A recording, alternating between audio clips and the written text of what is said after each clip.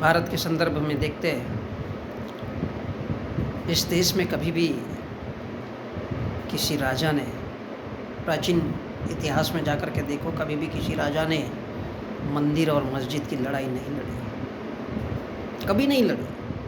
सम्राट अशोक को देखो, सम्राट कनिष्क को देखो, सम्राट हर्षवर्धन को देखो, राजा मिनेंडर को देखो,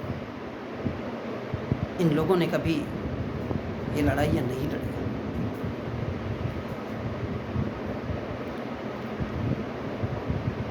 इन लोगों ने कौन सी लड़ाइयाँ लड़ी?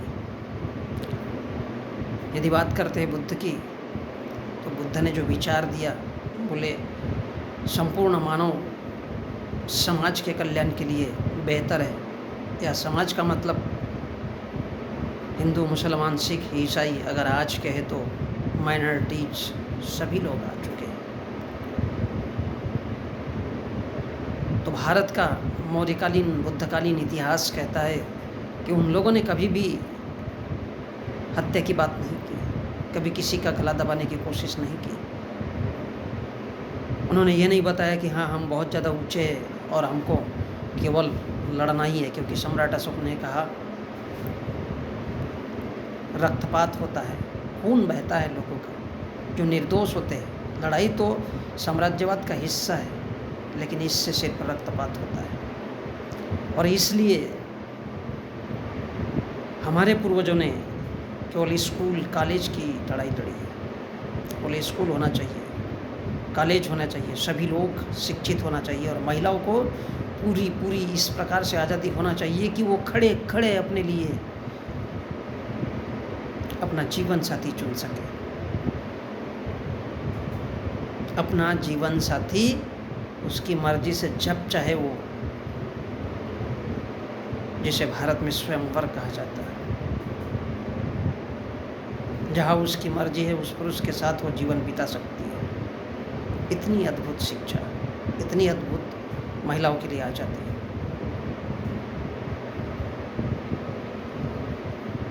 हमारे स्कूलों ने क्या देखा है आज के परिवेश में?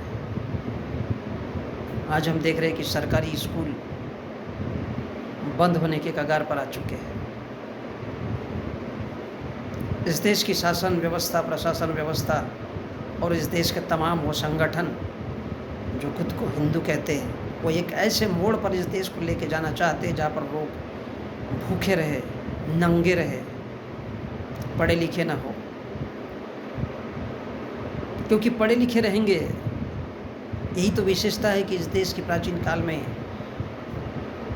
सिर्फ जो लड़ाई हुई और सिर्फ जो उन लोगों ने निष्कर्ष निकाला, तो बोले केवल विद्यालय होने चाहिए, विश्वविद्यालय होना चाहिए। और तब जाकर के भारत को सोने की चिड़िया का कहा गया, क्योंकि विदेशों से लोग पढ़ने आते थे। नालंदा, तक्षशिला, कुंतिला, पुष्पागिरी, कांचीपुरम, वल्लभी, फिक्कमशिला, मदुरै, उज्जैन, नागार्जुन और उदयगिरी, इस प्रकार से 24 से 36 तकरीबन इस देश में विश्वविद्यालय थे, जहाँ पर पूरी तरह से मनुष्य को मनुष्य होने की शिक्षा दी जाती थी और उनको पुरस्कृत किया जाता था, और वो लोग सामाजिक तौर पर लोगों को शिक्षा देने का काम करते थे। हमारी लड़ाई कभी भी मंदिर मस्जिद की रही ही नहीं है। हमारी लड़ाई हमेशा ही मनुष्य होने की रही है, और मनुष्य होने के साथ साथ स्कूल कॉलेज के लिए बड़े से बड़े पैमाने पर स्कूल और कॉलेज होने चाहिए। विदेशों से लोग पढ़ने आते थे जनाब, ये भारत है। उन दिनों इस देश को जम्बूद्वीप कहा जाता था। तमाम वो स्कूल और कॉलेज, वहाँ से निकले हुए लोग समाज के लोगों को भी समझाने का काम करते थे और अन्य लोगों को भी, और उनकी बातें हर उस घर घर के लोगों में पहुँचाई जाती थी। किसी मंदिर के लिए या किसी मस्जिद में शिवलिंग ढूंढना है, ये नहीं होता था। उस ज़माने में एजुकेशन इतना पावरफुल था कि सम्राट अशोक ने और उसके बाद के शासकों ने भी क्रमशः केवल स्कूल और कॉलेज के माध्यम से इस देश में तमाम वो मंदिर बनाए, मठ बनाए, उनका निर्माण किया और उन जगहों में लोगों को शिक्षा दी जाती थी। वो शिक्षा के केंद्र थे, वो शिक्षा के केंद्र होते थे, जिन्हें विहार कहा गया। किसी जगह में उनको लेनी लिखा गया, किसी जगह में उनको बौद्ध मठ लिखा गया, किसी जगह में उनको बौद्ध स्तूप लिखा गया। वो शिक्षा के केंद्र होते थे। वहाँ पर 10,000 से लेकर 20,000 और उससे भी ज़्यादा लोग इकट्ठे होकर के हर वक्त ज्ञान की बातें करते रहते थे कि मनुष्य को किस प्रकार से अधिक अच्छी स्थिति में लाया जाए, किस प्रकार से मनुष्य की शिक्षा को उच्चतम रूप दिया जा सके। तो हमारे पुरखों ने कभी भी मंदिर और मस्जिद की लड़ाई नहीं लड़ी है। हमारे पुरखों ने एक ही लड़ाई लड़ी है, चाहे वो प्राचीन काल हो या बाद का भारत, ईसा के बाद का, जिसमें कनिष्क सम्राट हर्षवर्धन आते और परिवर्ती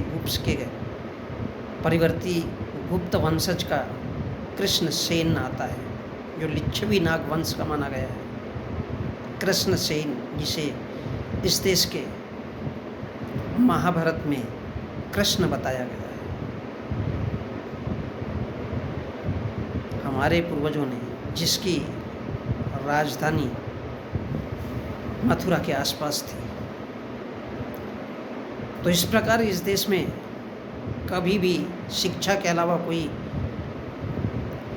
दूसरी चीज़ों पर जोर नहीं दिया गया। और ये हमारे पुरखों की निशानी है, इस देश के, भारत की निशानी है। और इसलिए आज भारत में ये शिक्षा नहीं होना चाहिए। इसलिए इस देश की सरकारें, इस देश के तमाम वो खुद को हिंदू कहने वाले लोग, जो विशेष तरह ब्राह्मण मूल के हैं, आर्य ईरानी हैं, उन्होंने इस देश में शिक्षा किसी भी शर्त पर नहीं होनी चाहिए, इसलिए वो सारा तांडव बिछा के रखा है। और इस देश के लोगों के हाथों में कभी तलवार देते, कभी सलवार देते, कभी उन्हें बड़े बड़े झंडे लेकर के खड़ा किया जाता है। किस लिए? ताकि वो लोग शिक्षा की बात न कर सके। उनमें धार्मिक उन्माद भरा जाता है, उनको फसादों की आग में झोंका जाता है ताकि वो आतंक का स्वरूप बने, बम और बारूद जैसे बनकर के एक दूसरे के धर्म से नफरत करे।